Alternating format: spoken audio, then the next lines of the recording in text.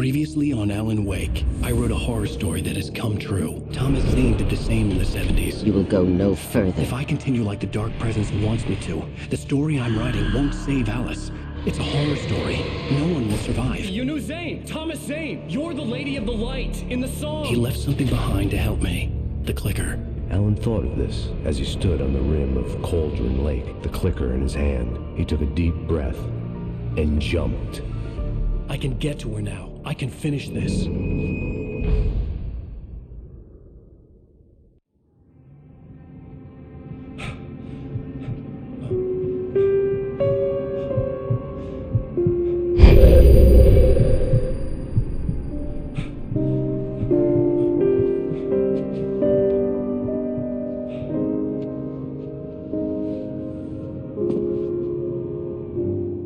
I had a hangover.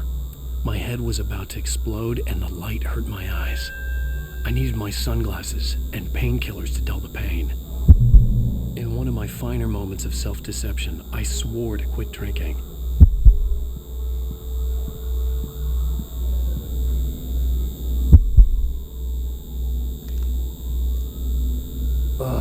The sunglasses made the world look bearable. Now I could keep my eyes open without feeling like a vampire in the sun.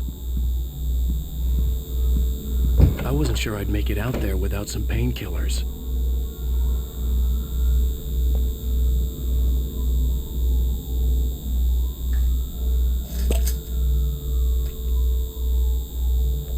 The pills worked fast.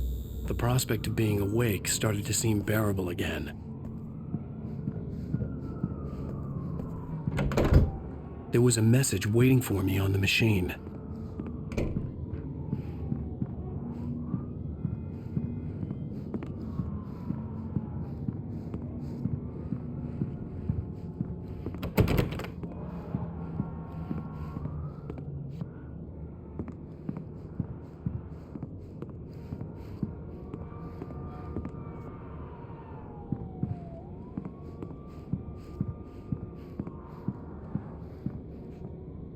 You have one new message. Ow!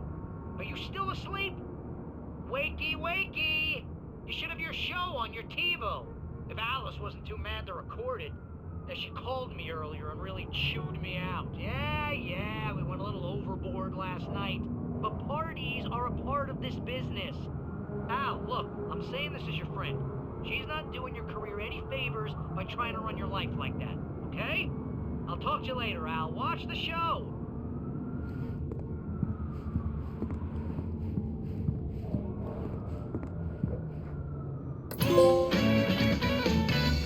Ladies and gentlemen, welcome back to the Harry Garrett Show. Thank you everybody. We have a great show tonight. I've been talking with the best-selling author Alan Wake about his new book, The Sudden Stop. Yeah, good read. Go buy it. No, it is a good read. Look, I'm gonna be honest here. Is that wise? No, but I'm gonna do it anyway. I got people who give me the lowdown on books. I'm a busy guy. But this one, I actually read from cover to cover. I mean, I'm a big fan. Wow, thanks. Now, this might be a spoiler for those who haven't read the book yet. Based on the sales figures, the 2 people out there who haven't read the book yet. But this last book is all about the death of the main character, the hard-boiled New York detective, Alex Casey. Now, there's been a lot of outrage about this. Why the hell did you kill Casey? What the hell were you thinking, man? Good riddance. No, seriously though. 7 years and 6 books is a long time. He was a gloomy guy to spend all your working hours with, and it was a good run. But it's time to explore new things. My next book will be a departure from the old for me. You selfish bastard, always thinking of yourself. Well, you've certainly given us a lot of entertainment over the years. And now that you mention it, Casey was a gloomy guy. Never had much luck with his love life with the ladies. Was that autobiographical in any way? Yeah, no kidding. Casey's lady friends tended to die on him. With Casey, it was all about his pain. No, nothing autobiographical about that. I'm a happily married man. My wife is my muse. Well, congratulations. That's great to hear. So, how's the publicity tour been treating you? Good. Great. But I gotta say, I'm glad to be back home in New York. Well, you've certainly been on the news a lot lately. Lots of parties and, you got into a fight with some paparazzi. Oh, man. Well, that guy was really in my face. I lost my temper. I know that wasn't cool. You are famous for that temper. Well, I did also write several books. Well, your latest novel is called The Sudden Stop, and it's in bookstores now. Go get it. That means the two of you out there who haven't bought it yet. Ladies and gentlemen, that's all we have for you tonight. I want to thank all our guests for the evening. Alan Wake, Sam Lake. Once more, do the face for a Sam. There it is. And our musical guests, Poets of the Fall. Thank you, and good night. At least I'd been funny. I told myself I could live with that. Hey, honey. You watch the show? I didn't say anything stupid if that's what you want to know. Okay, Grumpy. You want an aspirin or something? Are you going to start with me about drinking now? You know what? Go back to sleep, Alan.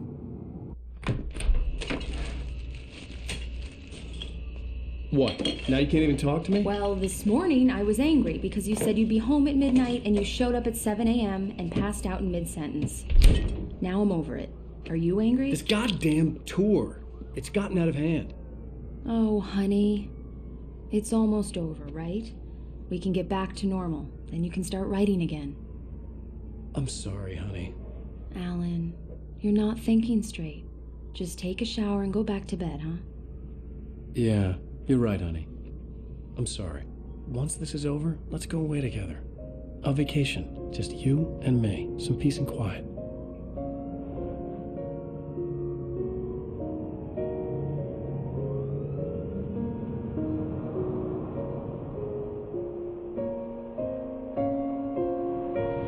Somehow, the clicker was the key to the cabin. I had to return to Cauldron Lake to save Alice.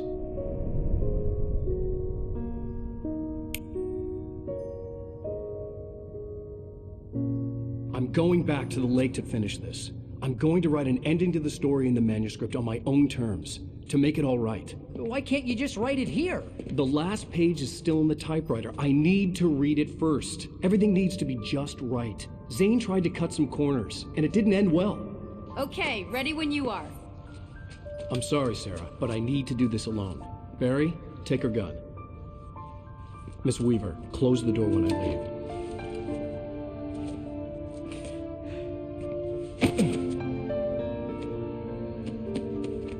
Good luck, Al. See you later.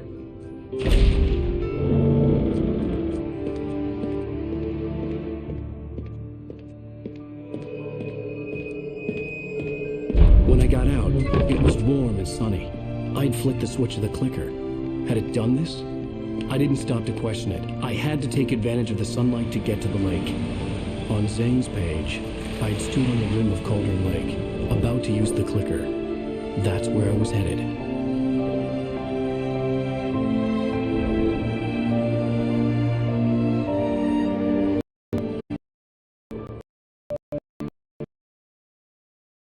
A delusion.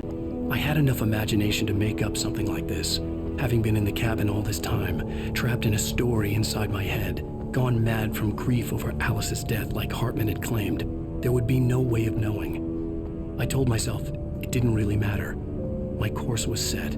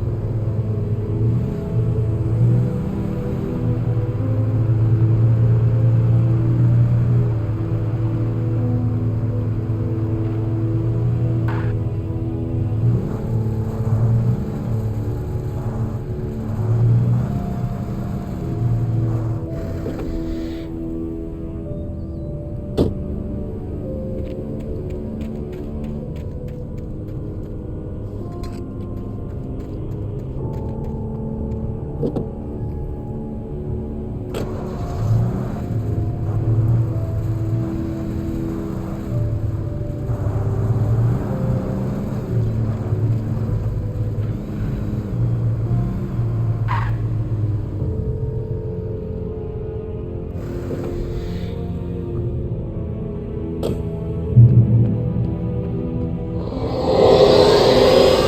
darkness had touched me. There was a link between us, always would be. I could feel its presence again, getting closer.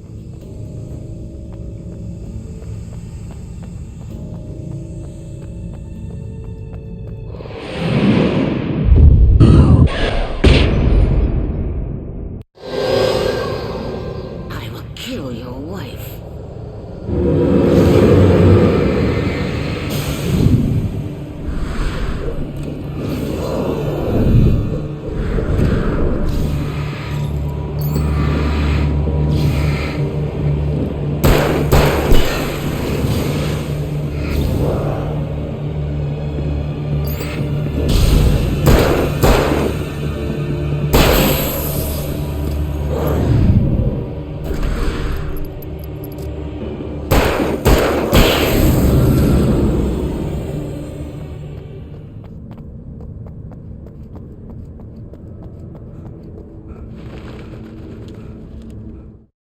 The dark presence was no longer trying to capture the writer so he could create the ending it wanted. The writer knew too much. He was too strong. And he carried a weapon left behind by Thomas Zane, something that could hurt it. Now, the darkness was doing everything in its power to simply stop the writer from ever reaching Cauldron Lake and the dark place it came from.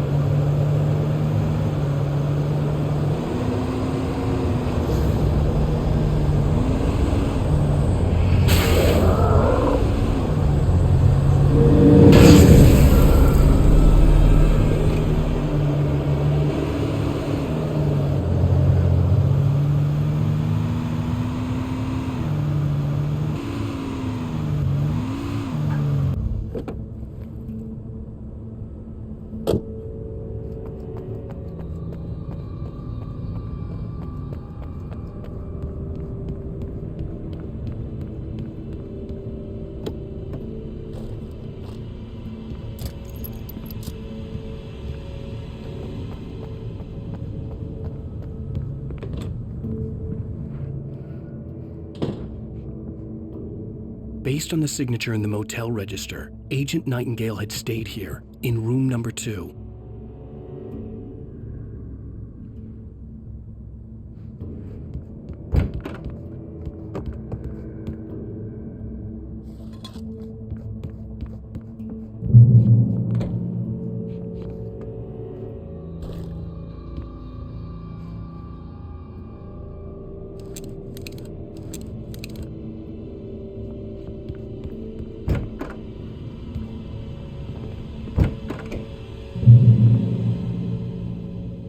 This had obviously been the room where Agent Nightingale had stayed when he hadn't been busy harassing me.